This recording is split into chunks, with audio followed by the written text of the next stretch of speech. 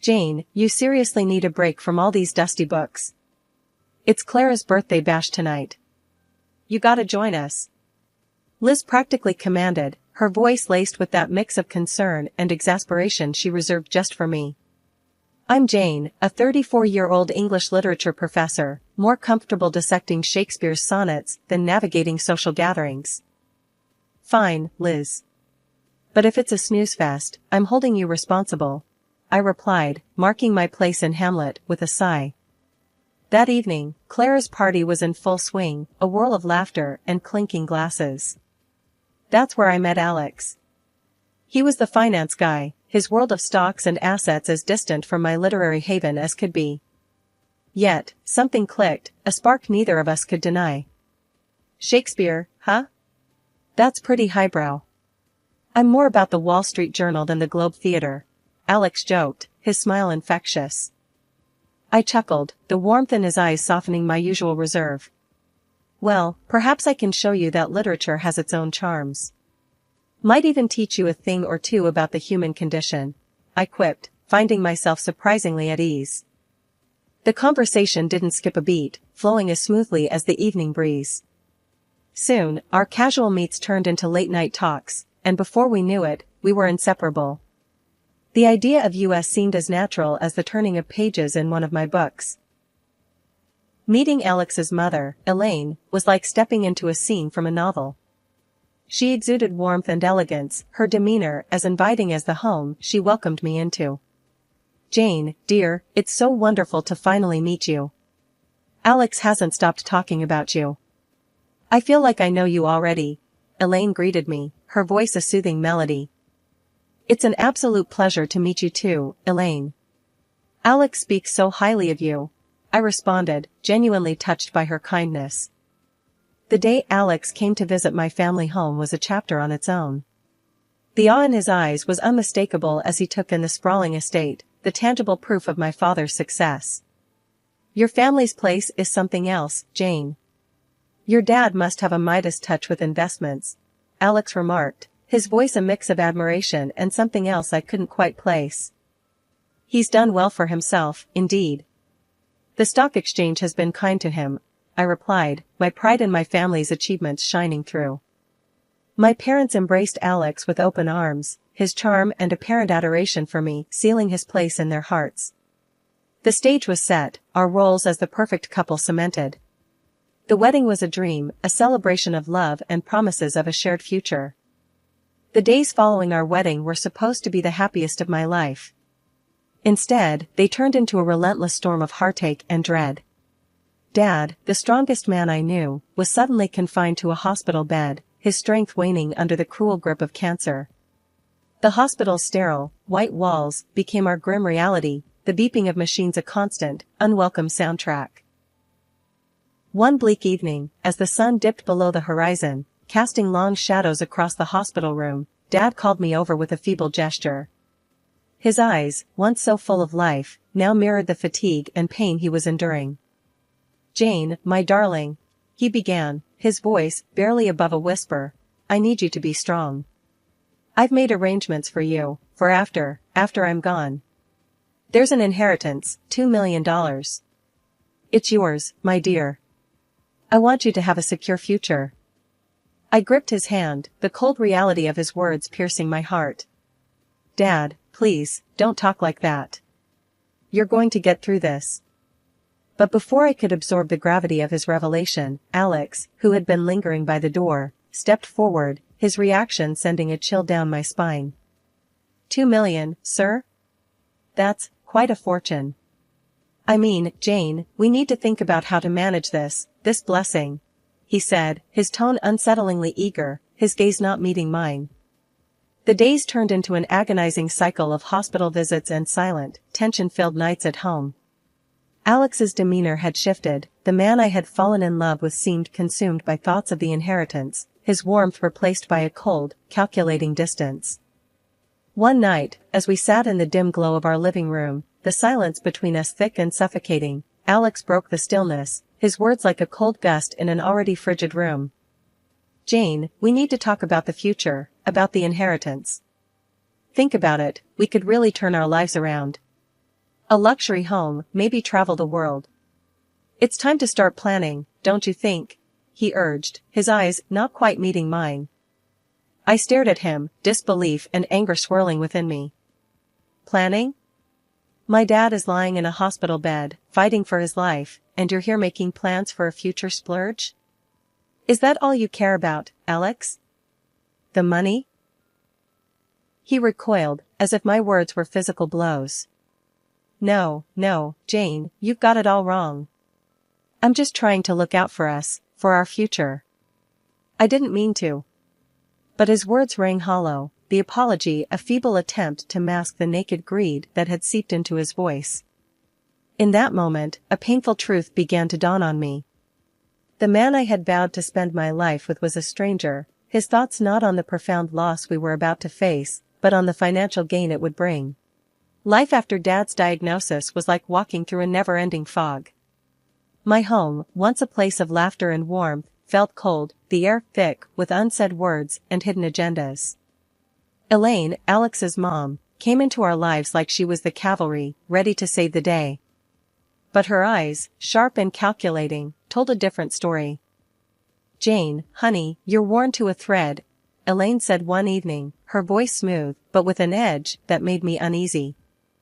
Let me help around here. You shouldn't carry all this alone. I was too tired, too beaten down by the relentless waves of worry, to argue. Thanks, Elaine. I appreciate it, I really do, I replied, trying to muster a smile. But the real storm was still brewing, quietly, sneakily. That night, Elaine came to my room with a small bottle in her hand. Jane, you look like you could use some real rest. These will help you sleep. Trust me, she said, pushing the bottle of pills towards me. Something in her insistence set off alarm bells in my mind, but the promise of a few hours free from my racing thoughts was too tempting. All right, I'll give them a try. Thanks, Elaine, I said, though a part of me was screaming to throw the pills away. No sooner had she left than whispers from the living room reached my ears, a low murmur of conspiracy that pulled me out of my bed and towards the door. I cracked it open, the sliver of light from the living room casting long shadows on the floor. Alex's voice, usually so warm and loving, was cold, almost cruel. She's out like a light, Mom. Those pills knock her right out. We can talk business now, he said, a hint of glee in his tone that turned my blood to ice. Elaine's reply was a quiet, venomous chuckle. Perfect. Now, about that inheritance. Half of it is legally yours, you know. We're talking about a serious cash injection. I couldn't believe what I was hearing. These were the people who were supposed to be my family, my support.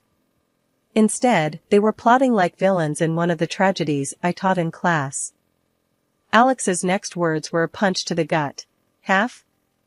That's kids' play, Mom. I want the whole pie. We need to figure out how to get Jane to sign it all over. Once I have the cash, I can cut her loose. I stood there, my hand on the doorknob, feeling like the floor had just dropped away from under me. This wasn't just a betrayal, it was a full-blown conspiracy, a plan to rob me of my inheritance, my dignity, my life as I knew it. The morning sun did little to brighten the heavy atmosphere in the house after I uncovered Alex and Elaine's despicable scheme. Sitting at the kitchen table, the untouched coffee in front of me turned cold, a stark reminder of the chilling conversation I had overheard. The betrayal felt like a gaping wound, and I was at a loss, unsure how to navigate this treacherous storm. Mom entered the kitchen, her steps firm, her presence always a beacon of strength in our home. She noticed my distress immediately, her perceptive eyes missing nothing. Jane, what's wrong? You're as pale as a ghost. Talk to me, she urged, her voice a blend of concern and command. I hesitated, the weight of betrayal heavy on my tongue. But seeing the unwavering support in her eyes, I found the courage to confess. Mom, it's Alex and Elaine. I overheard them last night. They're plotting, scheming to take Dad's inheritance, and then, they plan to leave me with nothing. The kitchen fell silent, the air thick with tension. Mom's face remained stoic, but her eyes were sharp, a storm brewing in their depths. "Is that so?" she said calmly, her voice betraying no hint of the rage I knew she must be feeling. "Well, they'd picked the wrong family to mess with. We're not pawns in their little game, Jane. We're the ones who'll be calling checkmate." Her words were like a lifeline, pulling me back from the edge of despair. "But how, Mom?" "They've got everything planned out. It's like they've been setting this trap for a long time," I replied, the enormity of the situation threatening to overwhelm me. Mom's smile was thin but determined. "Planning is one thing, executing is another. They think they're clever, but they're not the only ones who can play this game. We need to be strategic, think 2 steps ahead." The kitchen became our war room, the table a battleground where strategies were formed and tactics were laid out. "First, we need to secure your assets, make sure they can't get their hands on what's rightfully yours," Mom said, her mind racing through the legal labyrinths. "But Mom, the inheritance is huge, and it's all in my name. How can we protect it from them?" I asked, the problem seeming insurmountable. She gave me a look that was both fierce and reassuring. "We'll consult with the best lawyers, set up trusts, do whatever it takes. Your father didn't work his whole life for his legacy to fall into the hands of vultures." As the plan took shape, I felt a spark of hope ignite within me. "Mom, you're incredible. I don't know what I'd do without you." Her hand reached across the table, gripping mine with a strength that bolstered my resolve. "You're your father's daughter, Jane, strong and smart. You'll never have to face anything alone. Now, let's put our plan into action and show those snakes they've bitten off more than they can chew." The day of the will reading was like the calm before the storm. The notary's office was stark and formal, a stark contrast to the turmoil churning in my heart. Alex and Elaine were there, their faces poorly masked with faux solemnity, but their eyes, hungry and calculating, betrayed their true intentions. The notary, a stern-faced man with a no-nonsense air, cleared his throat, breaking the tense silence. "We are gathered here to read the last will and testament of Mr. James Harrington. As per his wishes, the contents of the will are to be disclosed in the presence of his immediate family." Alex leaned in, a wolfish grin barely concealed. "This is it, Jane. Our new beginning," he whispered, his breath cold against my ear. I stiffened, repulsed by his proximity and the implication of his words. Before I could respond, the notary began to speak, his voice formal and detached. "Mr. Harrington bequeathed the sum of $2 million to his daughter, Jane Harper." A gasp escaped Elaine, her facade crumbling for a moment to reveal the greed that lay beneath. Alex's hand twitched, a visceral reaction to the mention of the money. He was about to congratulate me, no doubt seeing dollar signs, when the notary continued. "However, it is also stated here that Mr. Harrington incurred debts amounting to $2.5 million. The room went cold. Alex's face drained of color, his earlier excitement replaced by shock and disbelief. Elaine's mouth opened and closed, a fish out of water, her plans unraveling before her eyes. "This can't be right," Alex stammered, his composure shattered. "There must be some mistake." The notary, unfazed, pushed forward a stack of documents. "I assure you, everything is documented and legal. Mr. Harrington's assets and liabilities are now passed on to his next of kin." Elaine's eyes darted between the papers and my stoic face. "But that means, half of the debt is Alex's responsibility too?" "Yes, ma'am. According to the law, marital assets and liabilities are shared," the notary confirmed, his voice devoid of sympathy. The revelation hit Alex and Elaine like a physical blow. Their dream of wealth had turned into a nightmare of debt. Elaine's earlier warmth vanished, her true nature, venomous and self-serving, coming to the forefront. "We're not paying for this. It's her father's mess," Elaine hissed, her earlier facade of the doting mother-in-law gone. Alex, desperation creeping into his voice, turned to me. "Jane, we need to sort this out. You can't let this happen." I looked at him, the man I once loved, now a stranger driven by greed and deceit. Sort this out? Alex, you made your intentions clear. You're not in this for me or for us. You're in this for the money. The room was thick with tension, the notary a silent observer to the drama unfolding before him. In that moment, the storm broke, the veil lifted, revealing the true colors of the people I had once called family. But as I stood there, facing the betrayal and the mountain of debt before me, I knew I wasn't alone. Mom's hand found mine, her grip firm and reassuring. "We'll handle this, Jane." "Together," she whispered, her voice a bastion of strength. Alex and Elaine, initially struck dumb by the revelation, quickly erupted into a whirlwind of fury and disbelief.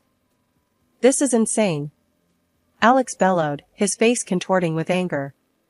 "Are you seriously telling me this pile of papers is for real? Show them again, this can't be happening." The notary, a pillar of calm amidst the storm, methodically laid out the documents once more. Each line, each number, was a testament to a reality they couldn't escape. Elaine, her composure shattered, turned her venom towards me. "You knew, didn't you? You and your mother planned this. You're trying to drown us in your family's mess." That's when Mom stood up. Her presence filled the room, a quiet force amidst the chaos. "Enough," she said, her voice cutting through the noise like a blade. "My husband had his faults, his vices. The gambling, the debts, they were his burden. And now, according to the law, they are shared by Jane and Alex." Elaine's face was a mask of rage, her earlier facade of kindness nowhere to be seen. "We're not paying for someone else's mistakes. We won't let this happen." Cornered and desperate, Alex played his final, desperate card. "If that's how it's going to be, then fine. I want a divorce. And in that agreement, we'll make it crystal clear, neither of us gets anything from the other. No claims, no money, no property. Nothing." His words, meant to intimidate, only fueled my newfound resolve. "A divorce? That's the best idea you've had in a long time, Alex. Let's make it official. You walk away empty-handed. No ties, no debts, no nothing." The agreement was drafted with clinical precision, a clear, unambiguous document that severed the ties that once bound us. We signed it, each stroke of the pen marking the end of a chapter, the end of a farce disguised as a marriage. After signing the divorce papers, the heavy door of the notary's office closed behind us with a thud that felt final. The crisp air outside did little to clear the heaviness that hung over me. Alex and Elaine, their masks of pretense thoroughly discarded now, couldn't contain their contempt. "Well, Jane, looks like you're stuck with the short end of the stick. $500,000 in debt. That's quite a hole you're in," Alex sneered, his voice dripping with disdain. Elaine's laugh was cold, void of any warmth she once feigned.